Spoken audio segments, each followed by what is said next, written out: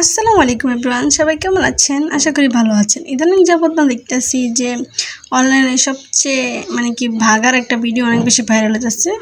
দেখি সব মেয়েরা খালি ভাগতেছে। যাই হোক, হেডের বাদ দিই। এখন সন্ধ্যার টাইমে দেখি আমার আব্বু ফুচকা নিয়ে এসে পড়ছে। তো ফুচকা খাইতে খাইতে আমি চিন্তা করতেছি যে এই ট্রান্সফরমেশন ভিডিওটা কোথায় করা যাবে, কারণ একটা সুন্দর রাস্তা লাগবে, যেতে দিয়ে আমার ভাগা লাগবে।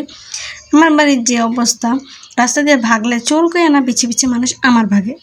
এই চিন্তায় ভাবতেছিলাম।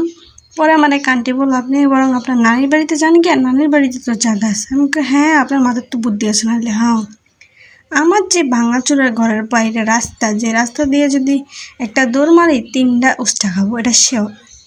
পরে তারপরে চটপটিটা খাইতেছিলাম। চটপটিটা একদমই টেস্টলেস, একদমই মজা হয়নি, এত বাজে চটপটি।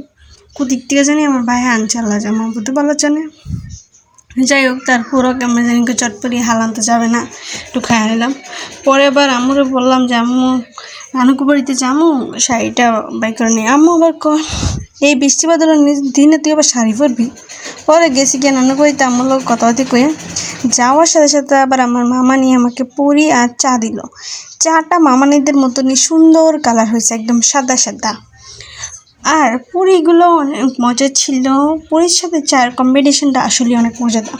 পরে একটু কামলা তো দেওয়ান লাগবো, যেহেতু ভিডিও করবো, এই জন্য আগে বিছানাটারে ভালো মতন ঝাড়া মোছা দিয়ে যাচ্ছি, কারণ আমি বিছানার ভিতরে সুন্দর মতো বধুর বেশে বসে একটু ভাব নিতেছিলাম। পরে আমার শাড়িটা আমার গায়ের ভিতরে ফিটকা মারছে।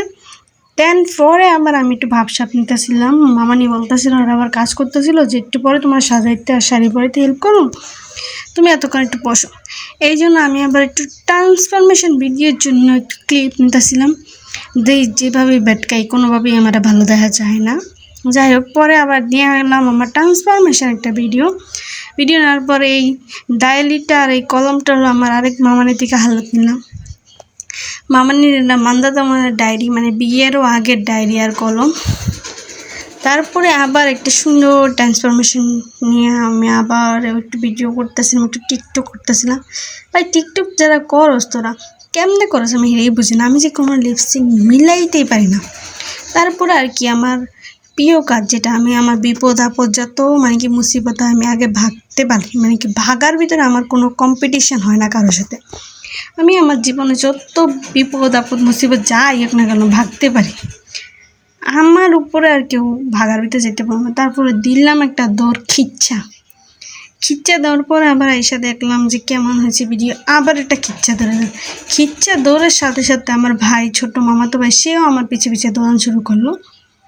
তারপরে আবার একটু ব্যাটকাইতে এসে বললাম হাজির হয়ে একটু ব্যাটকানি দিতেছিলাম। যাই হোক, ব্যাটকাইতে বলি, এই শাড়িটা হচ্ছে আমার ভাইয়ার তরফ থেকে আমার আম্মুর গিফট করছিল অনেক বছর আগে। পরে আবার ব্যাটকানি বন্ধ করে আবার যাইয়া কষ্টে দুঃখে অনেক কষ্ট মনের ভিতরে পাথর রেখে এই শ্বাসটা খুলতেছিলাম। এত সুন্দর লাগতেছিল, আমার নিজেরই নজর না রেখেছে আমার নিজের চেহারা দেখলে।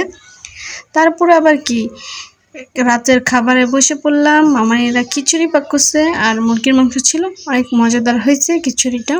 পরে রাতের খাবার খাইয়া ভিডিও এডিটিংয়ে বসে পড়লাম, আবার ঘুমিয়ে গেছি।